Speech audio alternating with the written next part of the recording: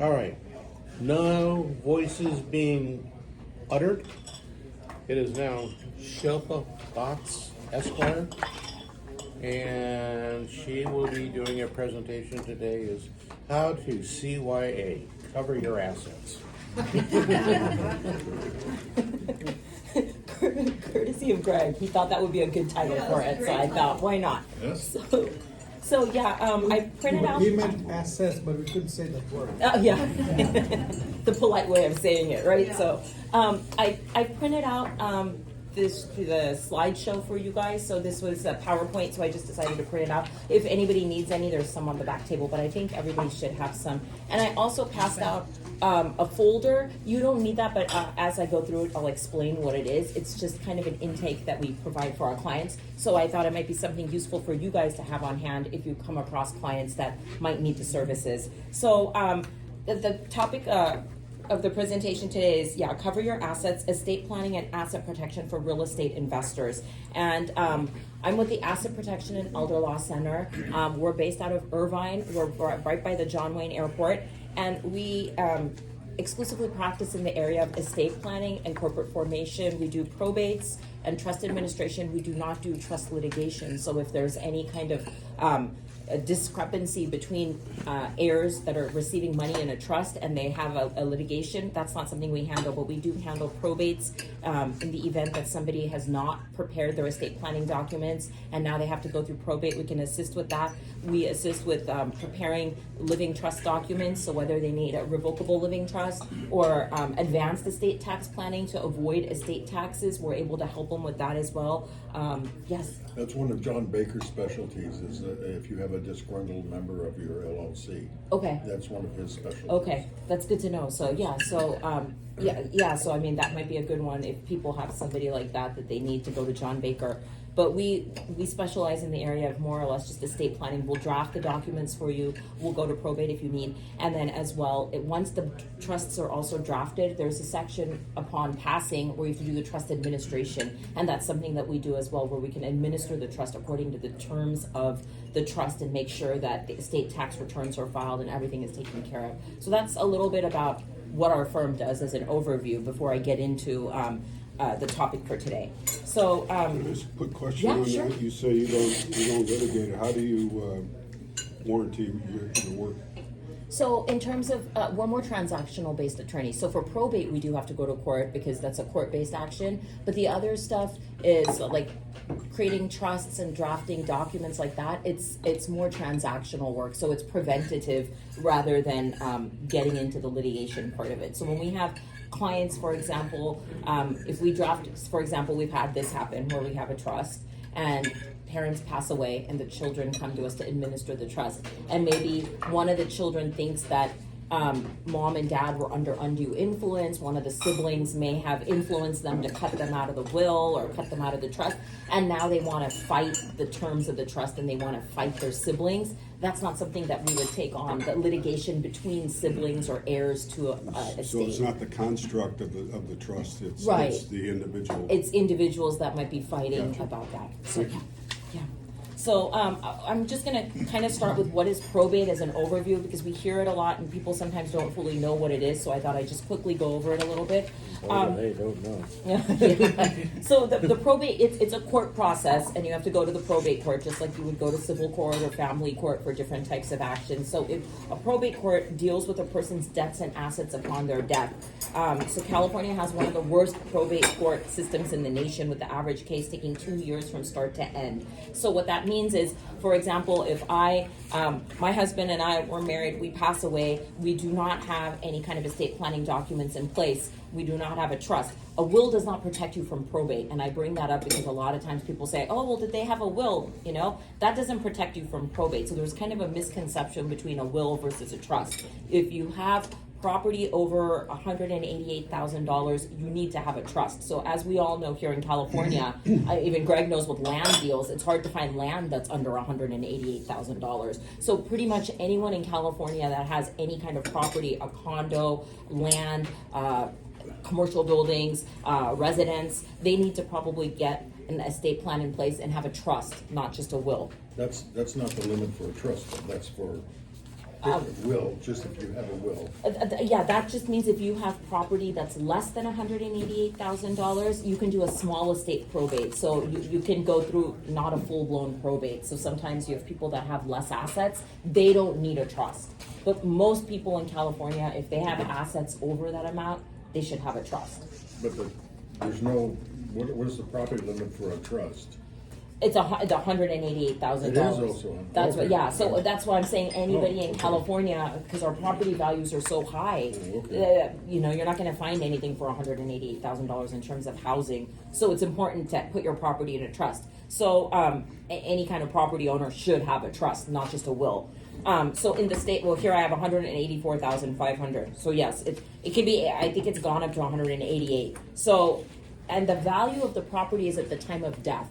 So that's something to keep in mind. At the time of death, if you pass away 2023, at the time of death, the value of your property is what they value it as. Yeah. So again, in California, our property values are real high. So most people that own any kind of property should make sure that they put it in a trust property, meaning real estate or real property. The minimum fee to start a probate action is $3,000. This is set by code. So it doesn't matter which attorney you go to, who you go to, $3,000 is what the probate code dictates. So if you have a client, for example, I have a recent client coming to me, the ex-wife passed away, and now they have a property that is between the two of them, and she never had a trust. He's not married to her anymore, so she has to go through probate because she never had estate planning documents in order, no trust. So the minimum fee for them to start the probate is going to be $3,000. That's to pay the fee to just even get in the door to probate. So that's just the entry fee. And then the fees are set by code, so that's another thing. So sometimes people think, oh, well, you know, why am I paying so much? It's mandated by the probate code. So, for example, I'll give you an example of how. So even if they go pro per, Right. they're still going to pay the $3,000. Yes. Yeah. Unless maybe they can show some hardship, but I doubt, you know, it's pretty hard to show that you would have any hardship, because the court also kind of has this idea that, you know what, if you had assets, you should have taken that responsibility to protect them. You had enough time, and, you know, if you didn't do your due diligence and you've amassed some sort of estate or wealth, you should do your due diligence to make sure you protect it. Now that you haven't, they're not going to handhold you to get you through the process. So in terms of the probate fees, since they're set by code, they're high. So I'll give you an example here. So if you have a house that's valued at $1 million at the time of death, the fee to probate that asset is going to be $31,000 to the attorney and $31,000 to the administrator. So that's just right off the top. So say it's $1 million house, but you have an $800,000 note on it. It doesn't matter the value, the how much equity you have in the property. It's straight up based on the fair market value. So a lot of people say, oh, you know, I have $1 million house, but I owe $900 on it. The court doesn't care. Right off the bat, it's going to be $31,000 to the attorney to probate that asset and $31,000 to your administrator. If you had a trust, or it would be your trustee, but in the case of a trust, you wouldn't have to go through it. But if you had a will, for example, a will still doesn't protect you from probate, but in that case, it would be your executor. So administrator, executor would be getting the other $31,000. So that's $62,000 right off the bat. Now, a thing to keep in mind is it is a graduated scale, so it doesn't mean if you have 4 more houses and they're each worth $1 million, it's not 30-30. You're not going to end up paying $120,000. It reduces as a portion of it. But this is just to give you an example of how the code works. Yeah. So if I have a will and I have an administrator, do they have to charge this fee, or is that? Generally, the administrator is going to, because they're doing Is it work on their relative or case. something, you know? You'd be surprised the amount of work that it takes to go through it, that it's almost like a job. So those people, you know, most people start off saying, oh, no, I'll do it out of the goodness of my heart. But before they know it, they're down at the court constantly. They're having to file documents, paperwork. So they're generally, because they're entitled to that $31,000 fee, they generally are going to take it. They won't waive it. So that's just something to kind of think about in terms of the fees. Yeah. It's confusing because part of a trust is a will. Right, and I'll get to that. Yeah. Some people are confused. They think that this applies to people in a trust because you mentioned will, and they see that a will is part of their trust. Right. So if you have a trust, you are safe from probate. If you have only a will, you are not safe from probate. And that's the problem. It's a misconception. People kind of use will and trust interchangeably, Right. but it's not. One protects you from probate, one doesn't. So, and if you have a trust, you have a will within the trust. So a trust is more all-encompassing. It's a Right. better. It's better to have a trust. And I'll go through the documents that are in the trust and why you need it as we go along. The other thing to note is that the probate court proceedings are public, so all your creditors know what assets you have. So a lot of times, you have creditors lining up in probate court and saying, "Oh, well, you know, these are the assets that they have. I'm going to stand in line to get my share." So that's the other reason why people that have assets don't want to go through the probate court. A trust is private. Nobody knows who you're leaving your assets to, what assets you have. It's a completely private situation. It's not, Except your successor trustee. except your successor trustees, right? But you're not going through a court. There's no posting of any of this stuff. It's a much more private process. So sometimes you hear a lot of these celebrities that die without their will or a trust in place, for example, and they have a lot of assets. Then the creditors are going to know what they have. They're going to be able to see that and stand in line. So that's a disadvantage to why you would want probate, amongst the other reasons. And then the other thing that I tell people from a practical perspective is the probate court is also like the DMV. It's like the DMV times 10. So if you don't like going to the DMV, it's like the DMV times 10. I love that though.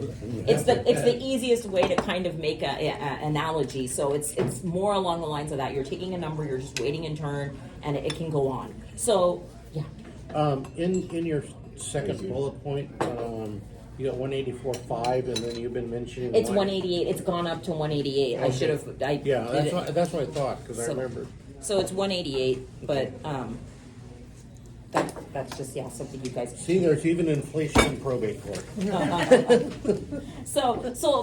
What is a way to avoid probate? That's what I'm going to talk about next. So the way that you would avoid this whole probate process is to do a revocable living trust, and the revocable living trust is good because it can be revoked during your whole life, so you're not tied into it, right? So if you have a family, say a husband and wife, make a trust, a revocable living trust when they buy their first house, right? And maybe they're in their 30s or 40s or they're young, they can revoke that trust, right? So they decide, oh, now we put our house into it. Well, now we sold our house, so that house is out of it. Now we're going to buy a second property. We're going to put it in. It allows for that movement of property in and out. It's not set in stone. It's not, I make it 1998, and it's set to the terms of 1998. And you can change your beneficiaries. You can, too. yes. So yes, you can change your beneficiaries. You can change your distributions of how you want to leave money. I have clients who sometimes they create the trusts when they're a younger family and they leave the money to their children, but by the time they're amending their trust or doing what's called a restatement, they might be in their 60s, and now they have adult children, and they no longer want to provide for the adult children because the children are doing well. They maybe want to provide for grandchildren. Right. So that allows for that ease for them to move that stuff around. Maybe they've acquired more bank accounts, different things. They can go ahead and change it. So the revocable living trust allows for that. It's created by the grantor, which would be the husband and wife, or a woman, man, whoever. It's going to be an individual. It can either be an individual or a joint trust. So that's generally as well how it is. And you allow a third party who's your trustee to hold assets on behalf of the beneficiary. So if you take the example of a young family, many times if you have a husband and wife, they create a joint revocable living trust. And now their children are usually their beneficiaries, but their children are minors under the age of 18. So they're going to need to have a third party or a trustee who's going to oversee those assets. Again, those are, like Lou mentioned, it's a successor trustee. So generally when you create the revocable living trust, you are the trustee of your own trust, as long as you're living, right? But the moment you pass away, you need somebody to step into your shoes and now administer the trust on your behalf. I want to back up. Living, but you have to have capacity. Right. So that's another thing. And I'll get into power of attorneys. That comes up in the trust as well if you don't have capacity. I occasionally see an irrevocable trust. Yeah, that's a whole other, so you can do... Would that be somebody that's elderly that, this is what it is and this is what it's going to be? Irrevocable trusts are generally ways to avoid tax. So they're created for tax shelter mechanisms. So you will see it for life insurance trusts, for example. It's an ILIT, for example, irrevocable life insurance trust.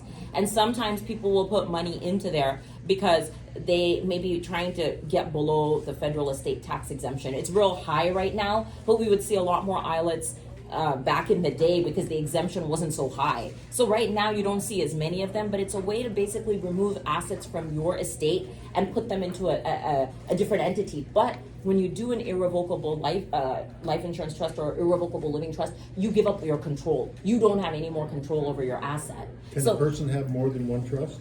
Yes. Oh, okay. So I mean, but different type of trust. You can't have more than one revocable living trust. So the revocable living trust you could have, but maybe you have an ILIT as well, or maybe there's grantor retained annuity trusts. There's a lot of complicated other kinds of trusts, but those are advanced estate tax planning. So it's generally, this is a good area if you have investors, real estate investors that own multiple properties. They have a lot of assets. So right now, I believe the estate tax limit, I'm kind of skipping ahead, but I think the limit is 11.2. These guys probably know better, Sonia, but I think it's 11.2 per individual, and it's like 20.6 joint or some. 11.2 million? Yeah. Yeah. So for example, that is a lot. Most of us are not going to hit that. But if you have sophisticated real estate investors, they could very well hit that, right? If they have a couple of properties, industrial properties, commercial properties, multifamily, their assets could be worth over that 20 million mark.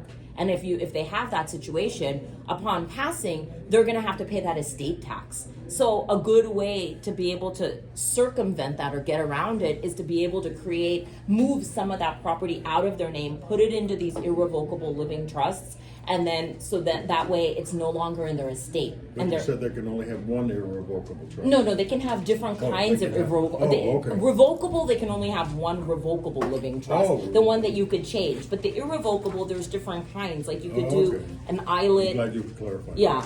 So, and those are all advanced estate tax planning things. But the average people that we're basically talking about for purposes of this discussion today are going to be individuals that are under the 20 million. They are not triggering that tax liability. So they're just average investors, average people.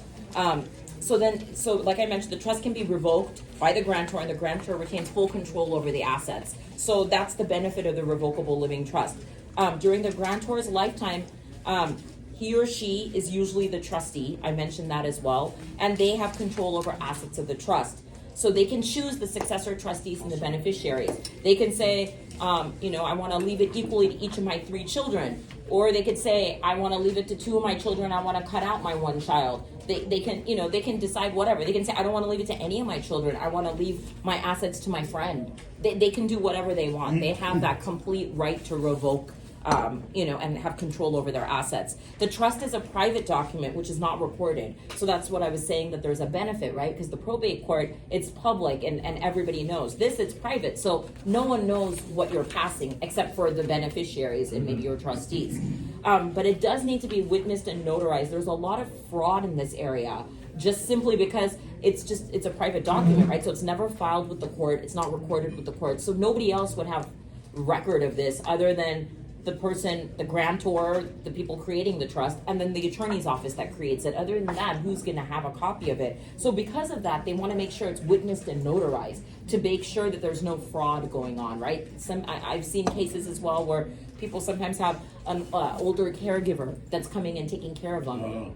And the caregiver starts doing more and more for them, and the person gets to talking to them and says, my kids never come and visit me. They're out in the East Coast. You do everything for me. You know what? I want to redo my trust, and I want to leave the house to you. I want to leave all my bank accounts to you, things like that. So we want to make sure that if that truly is happening, that it is their trust is being restated and it's being witnessed and notarized, and that they're of sound capacity. That's the other thing, right? Mm-hmm. If they're have dementia or have Alzheimer's, they don't have that sound capacity. So and they're not under undue influence. Right, under undue influence. And so those are cases too where the trust litigation can come into play, and heirs would fight and get into that. Yes. Can you record it if you want to?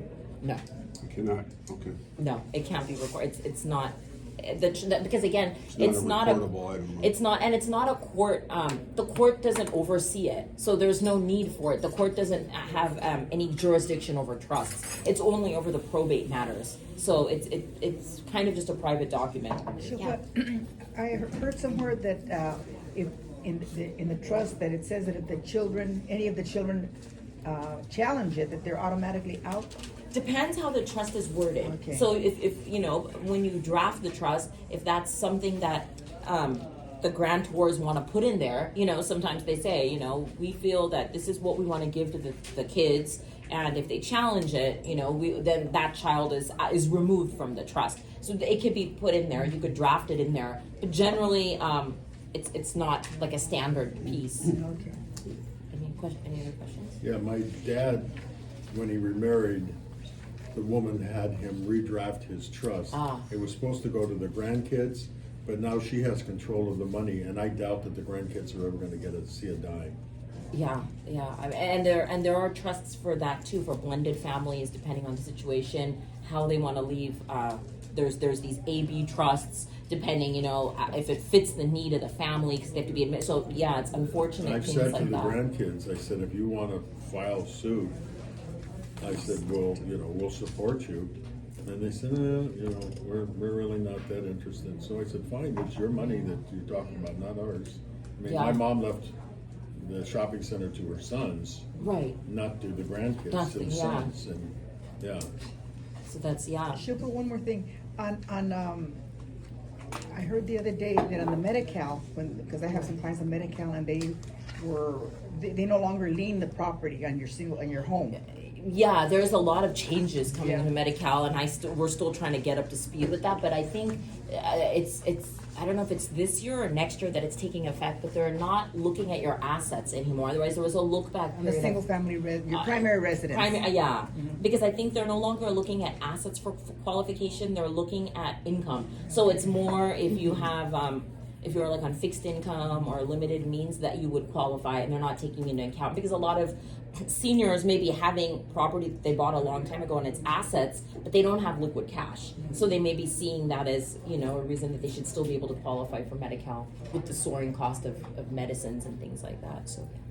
Shilpa, is there a way to notify people if there's a change in the trust? Yeah. So what we recommend that you do is like, so if you do the trust, you draft it, you get a copy of the trust, and we give clients also an electronic copy, for example. So you would be able to give the electronic copy to your heirs if you feel you want them to have a copy of it, or let them know. And then if you ever do a change, same thing. Once you update it, you would be able to give them a copy of that. You could do electronic copy or a hard copy, however you feel comfortable letting them know. It's voluntary, not mandatory. No.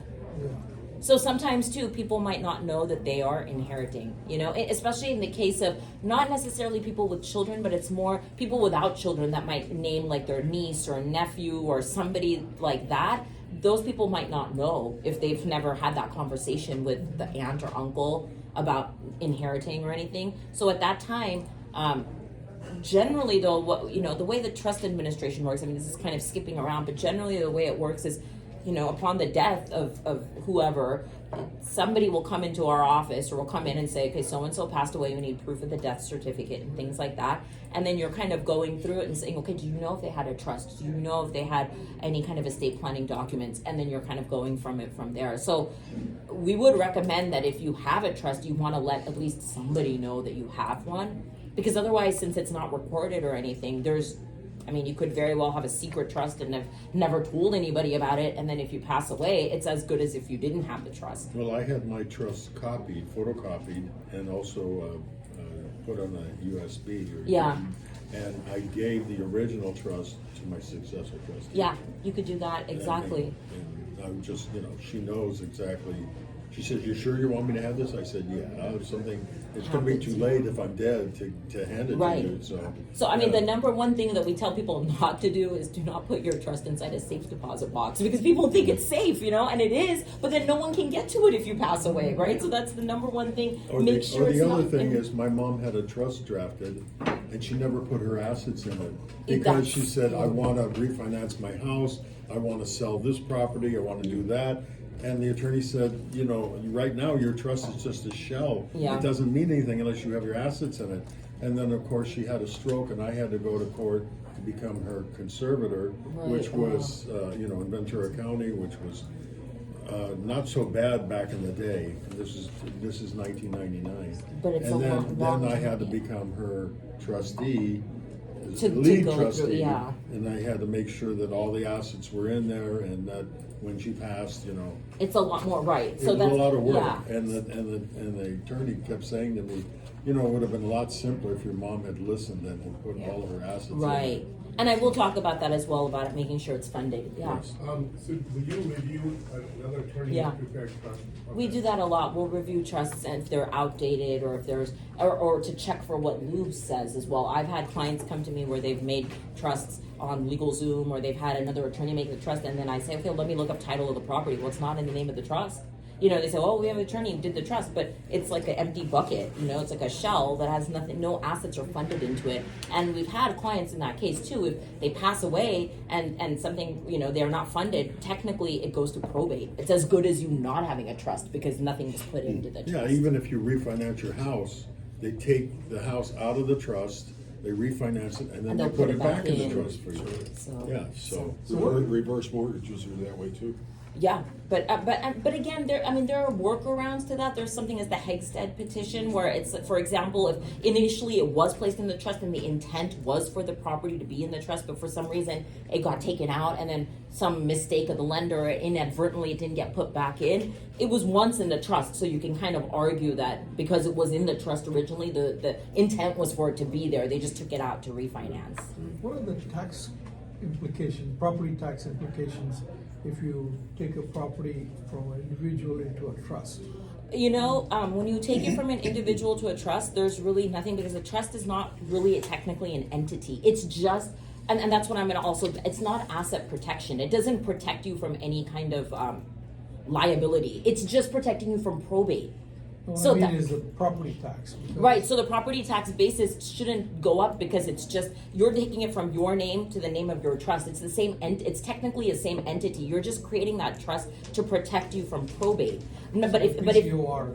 right, yeah, the If piece, you yeah. want something that's gonna protect you from lawsuits and things, then you need an LLC. And that's coming up in here, so there's, So, yes. but even if you take it out of your name or your spousal partner, whoever's name it is, and you put it into a trust, California will still now charge you the SB2 fee on the changing of the title. Yeah, there is a fee Yeah. that you have to pay the recorder's office for doing that. So the normal recording fee would be, let's say, $35. Now with the SB2 added in there, you could be paying up to $199. Yeah, that is, So, yeah, there is a fee, and I mean, the other thing. Based on When did value? that go into effect? no, it's a recording fee. It's It's a a recording recording fee. fee, It's annual SB2, recording. it went into effect 3 years ago. Yeah, but you said up to 199. No, the maximum is 199. Okay, what, is there a in-between number? Yeah, yeah. Based on, It's based on the number of pages that you're recording and Oh. things of that nature. okay, Yeah. gotcha. Yeah. So, but what I do tell clients is, for example, if they have a trust and they're buying a property and they know that they're closing escrow, if they, when the escrow agent says, how do you want to hold title to the property? If they let them know that they have a trust, they can bypass that fee by making sure that it closes in the name of the trust. So we can work with the escrow agent or the title company to make sure, show them proof of the trust that's existing, like a certificate of trust, and then they're able to let it close in the name of the trust because it's not an entity. It may be different if, for example, if you have a property that you're buying and then you're trying to close it in an LLC, because sometimes financing can be difficult. But for a trust, it's the same, it's just you're using it for probate protection. So that is one way to circumvent the $199 fee or, That's actually $215. I'm sorry, I screwed up. So, but yeah, depending on the fees, there are ways to get around it. So, just so you know. So, okay, so I'll keep going. So, upon the grantor's death, so the thing is, so it's a revocable living trust. Once you pass away, it is now irrevocable. So, upon your death, it's irrevocable. You can't go in there and change it.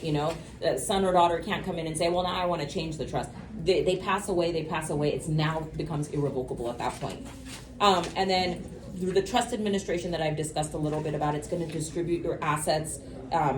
Sometimes outright distribution can expose beneficiaries to creditor claims. So because of that, there may be staggered distribution preferred. So this is if we have adult children, but maybe they're 20. So they're adults, they're not really adults, right? And parents are concerned. I don't want to leave my $5 million estate to my child if I pass away at 20 because they might not make the best choices. There are ways that we can build into the trust to stagger that distribution. At 25, they get a third. At 30, they get half. And at 35, they get the remainder. So there are ways that we can do that if parents sometimes feel they need that extra protection for children that are in that age group. My trust attorney insisted, I mean, even though my trust is for their grandkids' education, he insisted that they don't get any money, you know, if I pass away, they don't get any money till they're 25, and the remainder that's in the trust, and when their youngest one is 35, gets divided up between the three of them. I don't know why he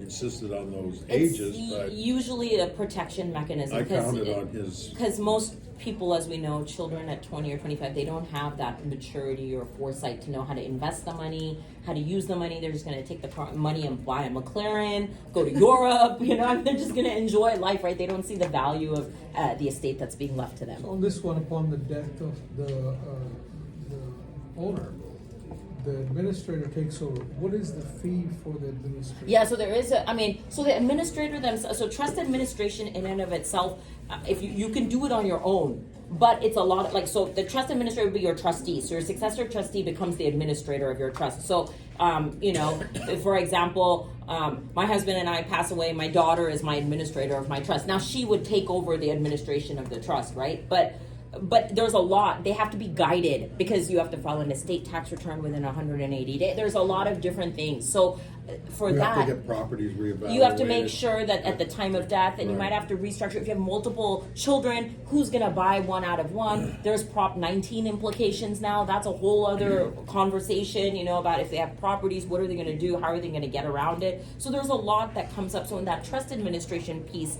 that is something that you might want to work with an attorney, and that's something that we would do because we make sure that it's done in the most efficient way possible, right? Because it's like you want to clear all your assets or all your liabilities before you distribute the assets first, right? So you have to clear off all the debts. And so if you're not well versed in that and you're just an average person, you don't know where to start, So that's... There's no set fee for the...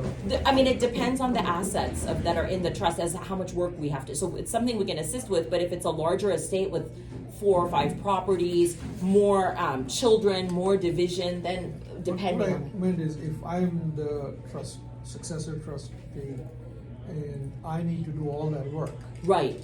is there a payment to me? Yeah. There can be, yes. Yeah, my So- trust says 1% Yeah. of the You have to look value at, look at the terms of the trust, yes. Trust administered every year. So how the revocable living trust avoids the probate process. I think a lot of this, I'm just going to try to go through it because I might have answered it already. It provides you with an umbrella of protection. It gives your heirs protection upon death by having that trust. It passes your assets directly to your beneficiaries without involving the court system like we discussed. By having a revocable living trust, you avoid probate, and it's a private process. It does provide creditor protection for your children. So this is something important to note. It does not provide creditor protection or asset protection for you, but your children will get creditor protection. So what that means is if you leave... Grandchildren as well. So if you leave money to your children and they have it inside the trust and now your children are getting sued because they have a credit card bill that they've not paid and then, and they have creditors coming after them, the creditor cannot go after the money that is in their trust. So it gives them a certain amount of protection by having that property into a trust, by keeping it in that trust. Now, if they take that money out of the trust and they keep it in their own name upon you passing, that money, they can come after it. So that it does give you that added protection by having that trust in place for your children, your heirs, grandchildren. And again, this is not a tax loophole. So like I said, it just avoids the probate process. It doesn't shield you from estate or gift taxes. You might want to talk to Sonia and about how to avoid that or how to minimize that. There's 2 parts to creating the trust. Lou touched on this earlier. One part is you're going to create the trust where, like I said, it could be individual trust or a joint trust between a married or a married couple. It's created for the benefit of a third party.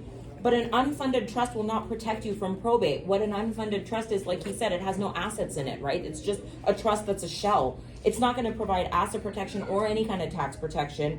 And programs like LegalZoom don't advise you on how to fund your trust. So I have clients ask all the time, oh, I went on LegalZoom. Okay, that's great. But the whole point of why you would hire an attorney is because you need advice as to how to fund it or what to do with it or what needs to be where, right? It's like going on WebMD and saying, oh, I have a cough. I think I have 20 different, things. You don't know because you don't know what you have. I have a fever. I could have a cough, a cold. So that's the same thing with LegalZoom. It doesn't really give you that kind of guidance. And it can be tricky because it may help you create the trust but not fund the trust. So once the trust is created, you want to make sure that your assets are transferred into the trust. and you want to transfer deeds of real property into trust, they're not going to trigger a reassessment of property tax. That was the question that we asked, so they're not going to trigger that. And you can add the trust as the beneficiary designation on bank accounts. So what I recommend for my clients a lot of times, you have a bank account, you can add the trust as your beneficiary, so you don't have to retitle all your bank accounts, you know? Right. If you and your spouse own a bank account, you could put the trust as the beneficiary, and that way it bypasses probate again, because if you have over that $188,000, it's going to trigger probate, and that's the value of your whole complete estate. So you might say, "Oh, the property, my house is worth this much, but my bank account has less than $188,000." But they're looking at it as your full estate. So that's why it's important to make sure that the bank accounts are also beneficiary designated as the trust. And a lot of people don't want to see that your checking account is in a trust. Right. Because So- right away they go, Daddy Warbucks, I need a donation. Right. So that's why if you just have it and add the trust as a designation, it's okay. Right. Yeah. How do you determine value of non-real estate, like artwork and stuff like that? It's you could use like an appraiser if it's something that is like valuable, you know, depending on if you think there's like valuable artwork or china or whatever they have, you could use an appraiser. And again, it's the fair market value at the time of death. So. Okay. And then the other important thing when you deal with real estate clients is you can assign shares of the business interest to the trust. So this is really important. If your clients have properties that they're holding in an LLC, all this sort of stuff, the LLC now or any kind of entity is an asset protection tool. It is protecting you from liability. That's why you incorporate, right? Because you want to say the LLC is different from me, right? I hold property in my name, right? My own residence. But I don't want to hold my commercial building in my name because I'm scared if somebody slips and falls, they're going to sue me. So I want to keep that in an LLC. It's to keep that arm's length of separation. But the problem is the LLC, if it does not get placed into a trust, it's going to go through probate because it doesn't have any protection. So what we do is we assign shares of your corporation, your LLC, any kind of corporate entity that you have into the trust. So it flows into the trust, and then your trustee would have control over that. Otherwise, a lot of times the LLCs will go through probate and they're frozen. So if you have accounts receivable, if you have business that it's transacting, it's stuck, you know, under the probate system. And like we said, it's like the DMV. So it's going to take you a long time to be able to move things around. So it's really important for real estate investors and business owners to make sure that not only do they have the LLC for the asset protection, but that they make sure that they have their probate in order by putting the LLC into that.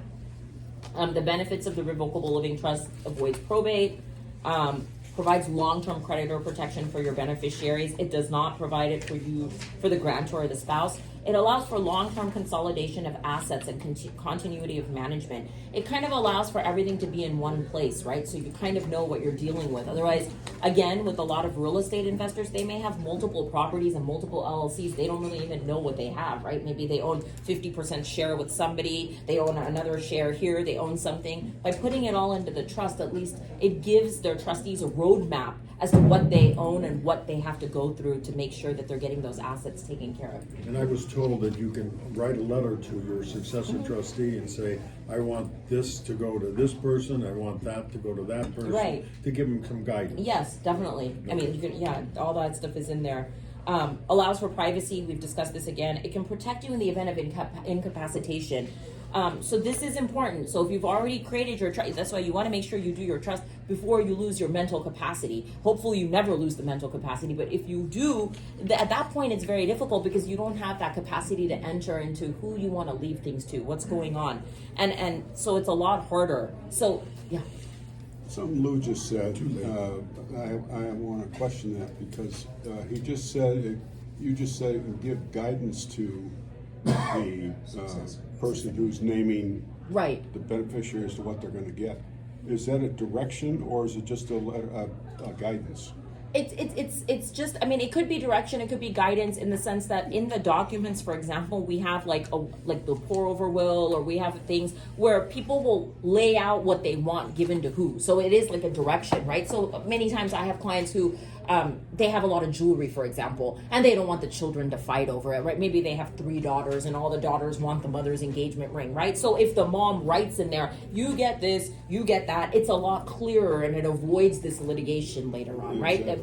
Or if dad has a We stamp. did that with my mother-in-law, and it really helped Right. Make a So- smooth transition. Yes, exactly. So stuff like that. Oh, I want my sports car to go to my son, or what, just it makes it a lot easier so there's no fighting over some of those assets. Who gets the Corvette? You trust. Yeah. And then the biggest The thing administrator gets to drive the Corvette. is it allows for special needs protection. This is really important because Yes. that's another area. A lot of people might have children that have special needs. They're getting benefits from the state, and the moment they, for example, if they have money hit their bank account, it's going to trigger that they are getting a certain amount, and they're not going to get their special needs, benefits that they're getting. For example, maybe they're getting benefits from the state, things like that, right? Maybe there's children with autism, They should or open up a special needs trust for that child. Well, so yeah. they can transfer it from their trust to that. So our trusts, the way we draft them, they have automatic special needs protection built into them. So that is also there because sometimes even as an adult, you may be okay, say, knock on wood, you get into a coma, right? Now your needs have changed. You need special needs, right? Because something has happened to your situation. So it allows for that, right? Or even for your children, say something were to happen, it allows for that special needs protection. So that's really important as well when you come across people that are concerned about, I want to leave my house to my child, but my child is getting benefits from the state. They get certain special need, they have special needs, and these are extra benefits that they're getting. We want to make sure that by leaving the house to them, those benefits don't get knocked out, right? And they say, oh, well, you make too much, so now you're not going to you're no longer entitled to some benefits. So there are ways that we could draft around that and make sure that that's kept up. So that's another area that's useful. So now this is the part with the LLC. I'll get to this because I know this is the asset protection side. So the role of asset protection and how you want to create an LLC for real estate investment property. I'm not going to go too long into this because you guys all probably already know about LLCs and that sort of stuff, but asset protection is a form of wealth preservation. It allows you to have some protection from creditors, right? So the reason a lot of people create these LLCs is it's a business structure that allows the owners to not be personally liable for the company's debts or liabilities. It's more flexible than a corporation, so people prefer the LLC structure. You don't have to keep annual meeting minutes, things like that. It is considered a separate entity. So I have clients, so this is where it'll come up. A lot of times you have clients that have rental properties, right? And they're renting them out, but they don't, it's important sometimes to sit down and say, okay, you have maybe a 4-unit building, and if somebody slips and falls in that building, they're going to sue whoever's on title to that property, right? So if Deep you're pockets. right, so if you're holding that title in your name, right, they're going to come sue you. But the problem is, it doesn't just stop at that property. Say you have 10 other properties in your name. Say your primary residence, and now you've got an industrial property. You've got some land over here. The moment they sue you, they can do a search and find out all the assets you have and say, oh, well, I fell down the stairs of your, multi-family building, and as I was going down to the laundry room, and because of that, I have so much in pain and suffering and injury, and I'm going to sue you $5 million because all this happened, right? And now what's going to happen is, because they're suing you personally, you're going to have personal liability, and they can attach to your house, your property, any of your assets. By creating an LLC, it insulates you from that. It protects you from that, right? So if I now have that multifamily property and I keep it in 123 LLC, for example, right? And now they slip and fall and the same scenario happens. Well, they can only sue 123 LLC because it happened on the premises of 123 LLC, not under my name personally. And if you have an insurance policy Right. for each one, And that's it's another- only to right. the limits of the insurance. And that's the policy. next thing, yeah. And so the other thing is, so you want to make sure that if by having these properties into LLCs, it's important. The other thing is, depending on risk, part of it is you want to see how you want to allocate your risk. So if you have clients as well that have shopping center, the risk may be greater of injury in a shopping center, right? Because they might slip and fall down the sidewalk, the parking lot, there might be a shooting, knock on, these are things that are more, so the risk is greater. So you don't want to also mix different kinds of properties into the same LLC, because now you're tying your liability into all. So you have to kind of do that cost benefit analysis to see. And also the other thing to think about is the LLC is costly. It's $800 a year, and the cost to file a tax return can be about $1,200 to $1,500 a year, depending who you go to, right? So that cost alone, it has to make financial sense. If you're not getting that much cash Aside flow, from the tax. aside from the tax, right? Yeah. So if you're not getting that much cash flow off your rental property and you don't think it's worth it and the risk is not that high, then yes, it may be better to get an umbrella policy. You should anyways have a good umbrella policy. But when I advise clients, I try to make it the easiest possible. I don't want to create more extra legal work. If I want to make it cost effective for them. I'm not just trying to say, oh, let's open up 10 LLCs, because the management of it is going to be difficult. Now you have $800 a year. You've got to do tax returns on all of it, and you have to keep your accounting real straight with it too, right? Because if you have an LLC but you're taking money out of your personal account and mixing it around, now if they go to sue the LLC, they can do what's called try to pierce the corporate veil and say, well, these people, they just use it as a shell, but there's money going in and out, and they do whatever they want, and we want to subpoena the records. So it's real important that with the LLC, that the people creating it keep it clean and know that there's additional fees involved, and then also make sure that they get a good insurance. Talk to your insurance agent and make sure you have a good umbrella policy, because a lot of times too, just having a really good umbrella policy will keep people away from suing you personally. They sue you, but the policy is going to tender out, right? So if you have a 5-unit building and you make sure you have a really good umbrella policy on that, they're not going to come after you if the policy is paying out, right? And so that's I would say the most important thing with a lot of real estate investors. Make sure that they're properly insured against their risk, and that also if they need the LLC, that they're using it properly as an asset protection tool by keeping all their accounting in order and they're not commingling. So that's the role of asset protection. I have another area here where it says, prior to purchasing investment property, it is important to create an LLC, and then you can have LLC take title to the property. I know this can be problematic sometimes for lending and that sort of stuff, because I know sometimes people say, and you guys probably know it better, about the lender can call the note if it's in an LLC, or sometimes things like that. So if it's not an issue, with your lender, then that's okay. The other thing is, this is the taxable event you were talking about. So when you transfer property into an LLC, it can cause a taxable event. So if my husband and I buy a property and it's a rental property, and we decide, okay, we'll buy it in our name, and then a year later we say, okay, well, now we're renting it out, we don't want this liability, there's a swimming pool in the back and some kid might slip and fall in there, we're going to get sued, let's put it in an LLC.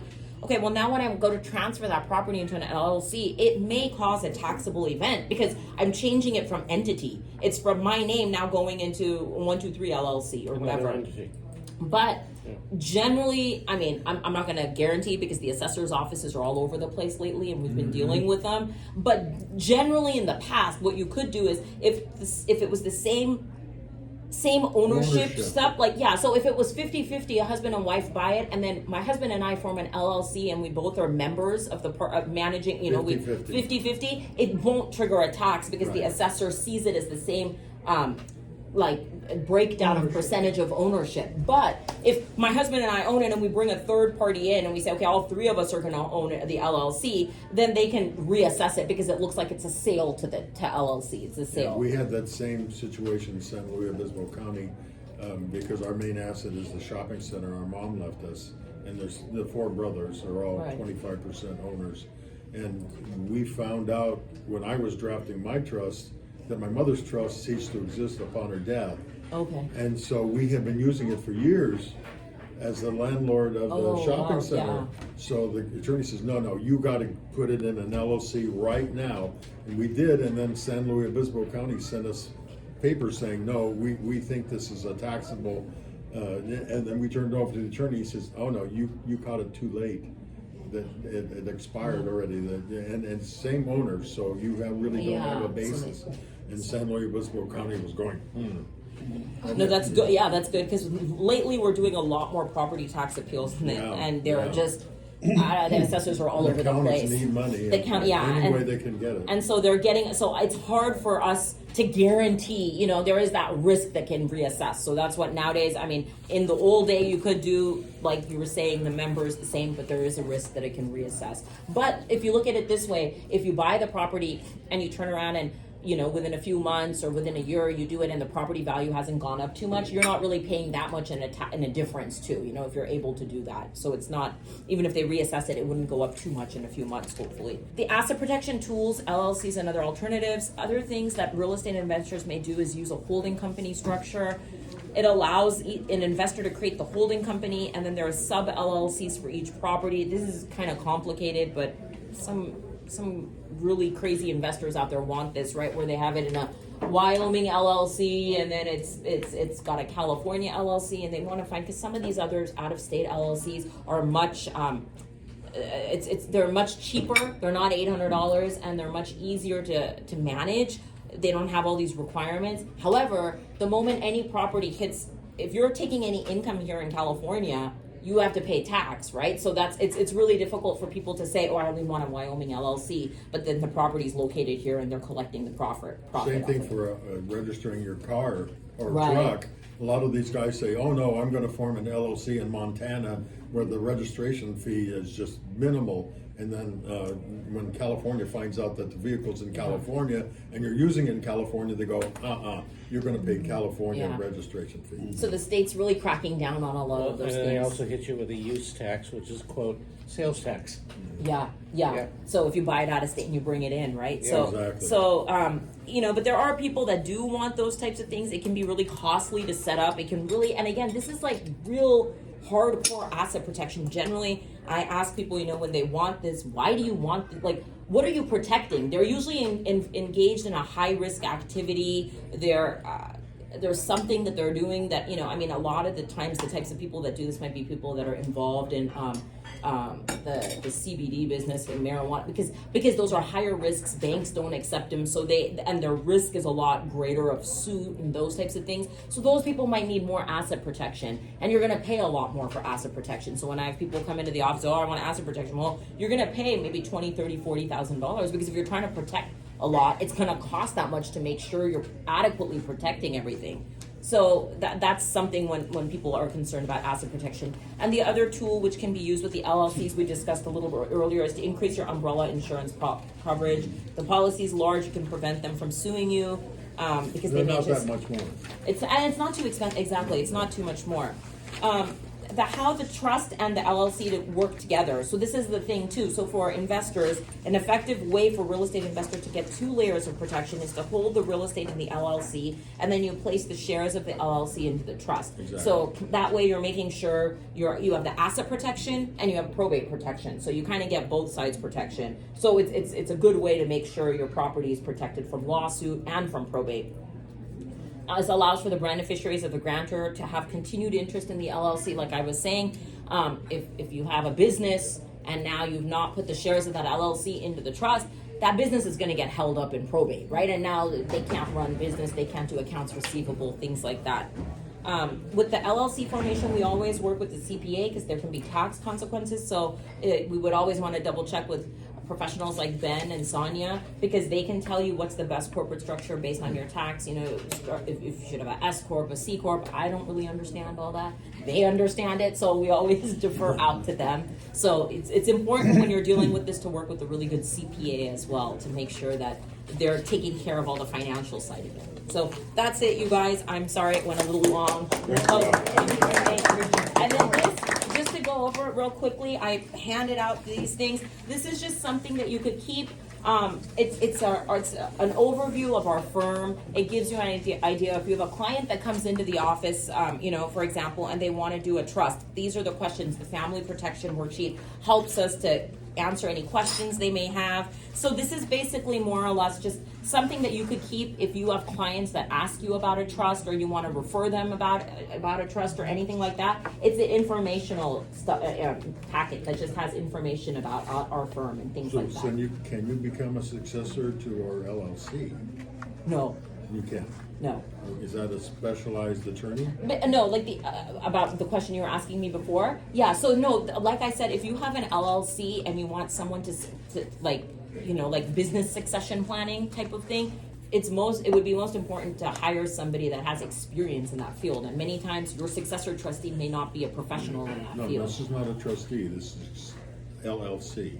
I have a successor trustee. Right. But our LLC, Got a credit card? I'm the manager. I'm the manager. My 3 younger brothers always go, no, we don't want to, we're too busy, we don't know, we're not business people. Right. I need somebody that when something happens to me, That's they can say, this is what, the rules of the LLC That's are. why you would need a professional, like that's Like a fiduciary? Not a fiduciary, you would need somebody that like, if you're doing property management, for example, you would want to appoint somebody after you pass to take over that role as No, it's- property manager. Property management, I'm not worried about. You can hire a property manager Okay. to take, but you need, the LLC includes the shopping center and industrial building. Right. A Schwab account with a reserve account and a money market account. Those are all four in the Okay. LLC. I want somebody that, has a head on their shoulder that can guide, and we can say, these are the rules of the LLC as far as the members go, and this is Well, yeah, what your we do. trustee would be able to go through the My LLC, trustee yeah. would be able to do Because that? your shares of your LLC should be I'm only assigned own into your 25% trust. of the LLC. Only your section then, your other four brothers would need to get Three a trust. brothers, Your yeah. 3 brothers would have to get their, because it's like we said, then if something happens to one of them, their share is gonna get stuck in probate. Yeah. That transfer on death certificate, how does that play into this, a trust and Yeah, probate so- and all that? So that's, that kind of once you know that like they've passed or whatever, that's something that you would be able to give to the to the banks or things like that, and that lets them know that these are your, successor trustees and that sort of stuff. So that's, the certificate just sort of comes into play after you've already done the death certificate and all that sort of stuff. It comes into play after all that. Is that the one, am I calling it the right thing, where you Well, have it's a grant like considered a poor man's way to not do a trust and to avoid probate, is that you've already designated a successor to the real property upon your death. And so the person dies and it automatically passes to the other person. But it can get stuck in probate again. Yeah. If that's, It it can. doesn't, I it's could not a never- I workaround. could Yeah. never fit the two pieces. That's, yeah. It can still. I didn't say it was the cornucopia of answers, but it's just. It can was- still, it can still get stuck in, if you don't have the trust. All right. Shilpa, does your firm do LLCs? Yes. So we do also the LLCs, we can file for it Okay. and do all that stuff. That's just not your bailiwick, it's somebody else in the firm. Yeah, someone else in the firm does it. Yeah. All right, so I'm just trying to Okay, solve go ahead. your issue. I have a client who's buying property in California right now. This is- They are residents in another state. Okay. Their primary domicile. Okay. And I've already told them that to consider doing this, Okay. put it in a trust, put it in an LLC, do something with it. Right. And I know they haven't done a thing, So, and that's a good thing that you bring up, because we do have clients that call from out of state. So I have a lot of people, like, they live in Washington but they own property here. They need to have a estate plan in their state, but because wherever the other property is located, it's going to go through that state's process. So But California, if the property's in California and they pass away, California will take that, it will require a California probate. no, in California, but I'm saying Yeah. if you have people that live out of state that own property in other, like sometimes they live in California but they own property in, say, Washington, they need to have estate planning in Washington as well, because we only are going to cover their California property. So I'm saying people that live here that have out of state properties, that's something for them And to I'm consider. talking people that are out of state buying property Buying here. here. So So- that property here would be, California, it's subject to would be our- driven by California California law, law. no matter what they do in their Yeah. home So if they domicile. have a Yeah. trust, an Yeah. out-of-state trust, would they have a California LLC for that property? So they could, if it depends, if they want the LLC structure, but if The not, they structure. need to work with the state to make sure that they have an estate plan in place in both states. Okay. Ladies and gentlemen, I am so glad Shilpa is here. She really made things clear and cloudy at the same time. That's exactly, that did very well. Great job, Shilpa. Thank you. She used to be an attorney for the IRS.